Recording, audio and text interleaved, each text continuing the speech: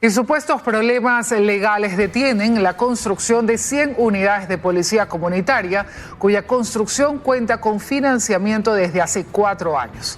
En 2019, Ecuador obtuvo un préstamo de $100 millones para financiar el proyecto, pero hasta la fecha no se concreta. Estas imágenes son de un mismo lugar, pero en años diferentes. Ambos los eventos de colocación de primeras piedras para la construcción de una unidad de vigilancia comunitaria en Machala.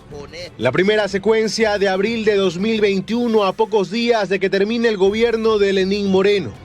2 años después, en exactamente el mismo lugar, el ministro del Interior, Juan Zapata, coloca otra primera piedra para la construcción de esa misma unidad de vigilancia comunitaria. Las imágenes son de marzo pasado. Y estas fueron captadas por un equipo este jueves. 4 meses después de esa segunda primera piedra, en el lugar, nada. El proyecto para la construcción de esta y otras 5 unidades de vigilancia comunitaria, así como de 100 UPC a nivel nacional, está financiado desde 2019. Ecuador accedió a un préstamo de $95 millones del Exim Bank hace 4 años. De hecho, en 2024 se termina de pagar y al momento solo se ha empezado a construir la unidad de policía comunitaria de Atacames en Esmeraldas. Esta, la única obra que ha iniciado, está suspendida. Las otras ni siquiera han empezado. Las razones del retraso desde demoras ocasionadas por la pandemia, problemas administrativos luego de la decisión entre el Ministerio de Gobierno y el Ministerio del Interior en el actual gobierno. Y la última explicación, supuestos problemas legales, dice el ministro Zapata. Nos piden que hagamos un contrato complementario. ¿Quién les pide? La empresa que fue adjudicada. Entonces, no se ha hecho ninguna de lo que usted dijo. Estamos haciendo se paralizó estas obras hasta generar el tema legal, si es viable o no el contrato complementario. Se habían ofrecido, por ejemplo, 35 UPCs hasta junio de 2023. Y a días de que termine julio, no se han construido. Si usted da paso a un evento que puede caer en peculado, yo no le puedo permitir que quien tenga que firmar ese contrato complementario cometa eso. O sea, no hay ninguna construida. De 100, 0. Le estoy explicando por qué. Aun cuando existen los recursos, aun cuando se sabe urgente, el proyecto de construcción de unidades de policía comunitaria, muchas de las que irían a zonas consideradas calientes como cantones de Esmeraldas, Manabí y Guayas, sigue entrampado 4 años después y en medio de una desbordada crisis de seguridad. La Fiscalía General del Estado informó que tras la declaratoria de estado de excepción, los funcionarios de Guayas, Manabí, Esmeralda, Santo Domingo de los Áchilas y Los Ríos se encuentran laborando bajo la modalidad de teletrabajo. La medida se tomó para salvaguardar la integridad de los servidores de la Fiscalía. Sin embargo, la entidad aclaró que las fiscalías de turno y las unidades de flagrancia están trabajando con normalidad. Este lunes 31 de julio vence el plazo para que contribuyentes bajo relación de dependencia puedan actualizar el formulario para la proyección de gastos personales y así aplicar el nuevo mecanismo de rebaja del impuesto a la renta, que entró en vigencia con la Ley Orgánica para el Fortalecimiento de la Economía Familiar. Y eso tienen que hacerlo a través de sus empleadores, entregándoles a ellos el formulario llenado. Si no se lo hace, va a pagar más impuesto a la renta del que debería y por lo tanto deberá pedir una devolución del impuesto el próximo año. El director de Servicio de Rentas Internas, Francisco Briones, recuerda que actualmente los contribuyentes pueden deducir 6 tipos de gastos personales, incluyendo la inversión por mascotas. Los gastos en salud, medicinas, los gastos en viviendas, lo cual incluye los intereses de los créditos hipotecarios, los gastos en vestimenta, ropa y también los gastos en educación. Asimismo, los contribuyentes podrán deducir más impuestos de acuerdo al número de cargas familiares.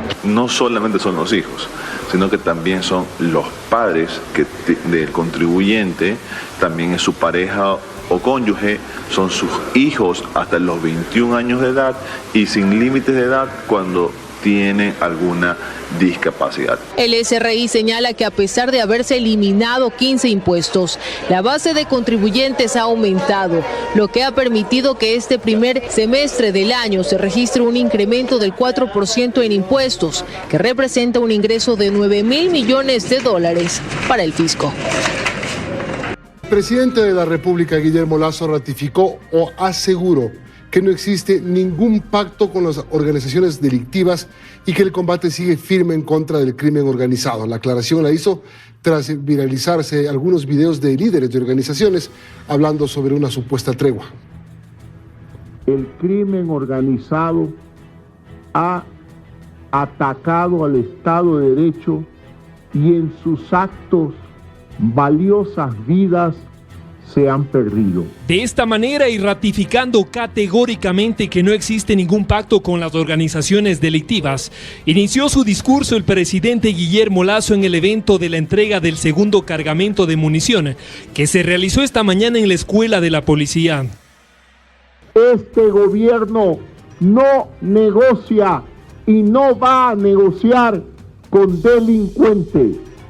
Aquí lo que estamos haciendo es aplicar con mano firme la presencia del Estado en las calles y también en los centros penitenciarios. La aclaración lo hizo luego de que en redes sociales se publicaran varios videos donde se observa a los líderes de algunas bandas criminales dentro de las cárceles, agradeciendo al gobierno por aceptar el pacto de paz y entregar voluntariamente las armas de fuego. Los vamos a seguir enfrentando sin tregua alguna.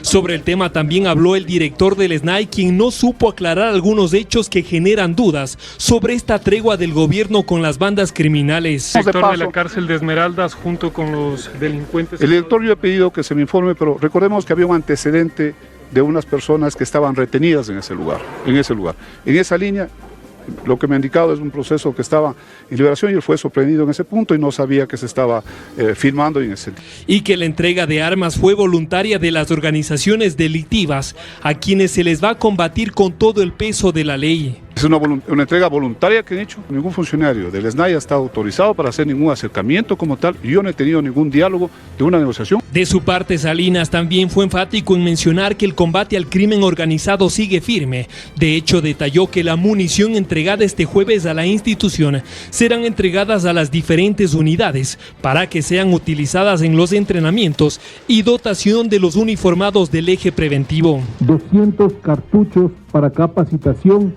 y 100 cartuchos a cada policía para tener como dotación personal y reposición cuando sea usada en el cumplimiento del deber. En total, hasta la fecha, se han entregado 18 millones de municiones a la Policía Nacional, de un total de 24 millones que fueron adquiridas. Y la policía continúa con las investigaciones y búsqueda de los 3 funcionarios de la Contraloría General del Estado que fueron secuestrados en Mocache, en la provincia de Los Ríos. Les contamos los detalles en el siguiente reportaje. 3 funcionarios de la Contraloría General del Estado, Delegación Los Ríos, fueron secuestrados mientras viajaban a Mocache a realizar auditorías en ese cantón.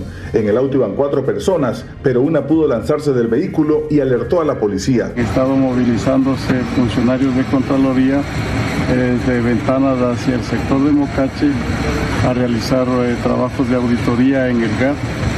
En ese trayecto son interceptados por 2 vehículos, los mismos que han procedido a llevarse a las personas con rumbo desconocido. Hoy se cumplieron 24 horas después del secuestro. La policía aún no tiene pistas de las víctimas y los familiares exigen respuestas. La UNAS ha desplegado todo un contingente investigativo policial, pero aún no hay resultados de este hecho que activa las alarmas y conmociona al sector público del Ecuador. Inconformidad en ciudadanos de Manabí luego de la medida del toque de queda. Los habitantes dicen que afecta la actividad local.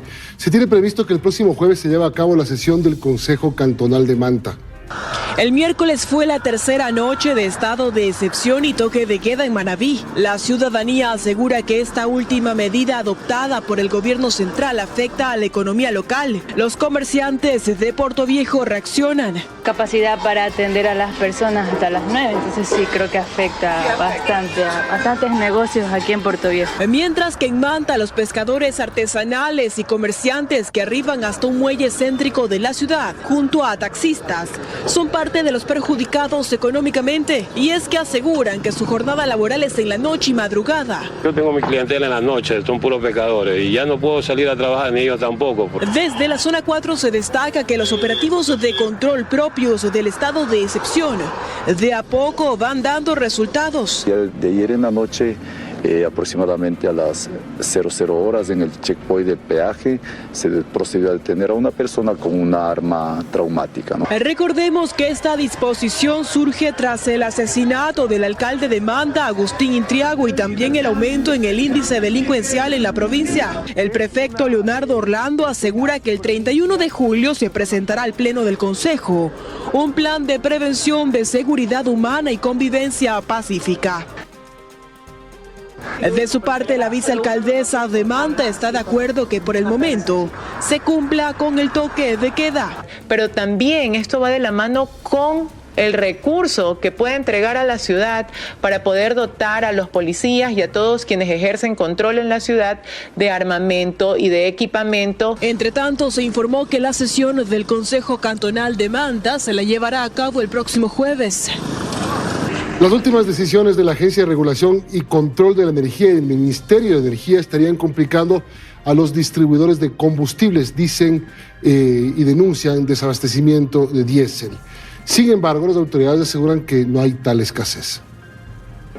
Los distribuidores de combustible suman una preocupación más a sus reclamos. Algunas gasolineras de la provincia de Manabí se veían así este lunes, pues hubo desabastecimiento de diésel como consecuencia de la imposición de cupos por parte de la Agencia de Regulación y Control de la Energía.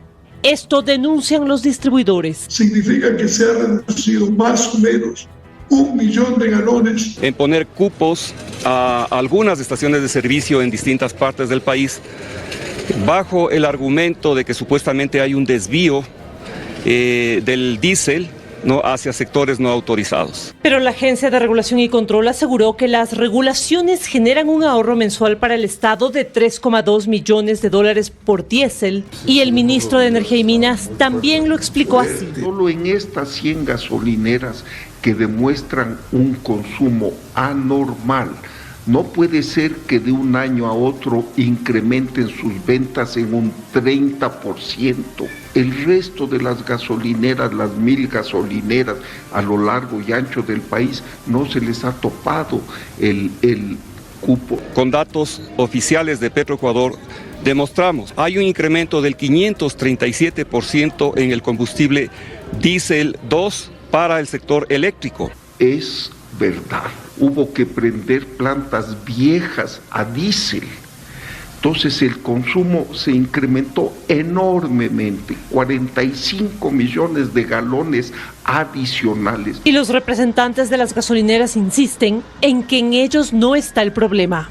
No es justo que se lance una medida de esta naturaleza perjudicando a los distribuidores que han sido puestos cupos, asumiendo que el problema está aquí. Lo cierto es que ya varias gasolineras habrían quebrado por el margen de ganancia que obtienen por galón, que no ha sido incrementado, y ahora dicen también por los cupos. Según los distribuidores, los consumos son normales, al igual que el incremento que era el proyectado, pero la agencia insiste en que monitorearán permanentemente la cadena de comercialización.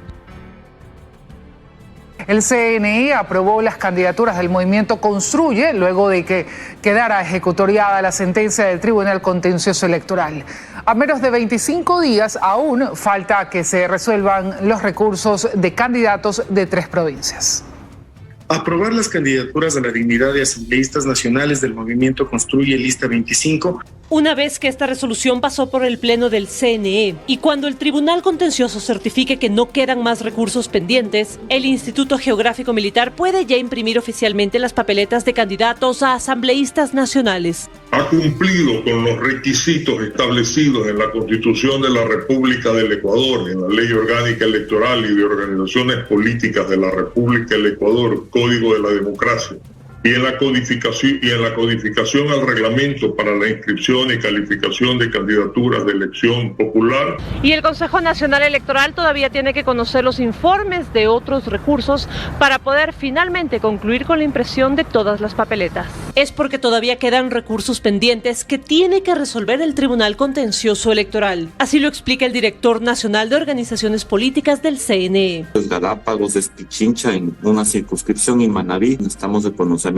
obviamente también aquí del Tribunal Contencioso Electoral. Mientras tanto, la impresión de papeletas no para. Según la última actualización, las papeletas de binomios están impresas al 100% y también terminó la impresión en 18 provincias: Azuay, Bolívar, Zamora, El Oro, Imbabura, Loja, Pastaza, Tungurahua, Santo Domingo, Napo, Santa Elena, Morona, Santiago, Chimborazo, Cotopaxi, Guayas, Los Ríos, Orellana y Carchi. Y en proceso de impresión se encuentran las circunscripciones 1 y 2 de Pichincha y Sucumbíos. Por imprimir están Esmeraldas y Cañar. Y ya únicamente teníamos en este caso que esperar las 3 provincias. Mientras tanto, también los directores están trabajando en territorio a menos de 25 días de las elecciones. Nosotros estamos haciendo capacitaciones de las juntas provinciales.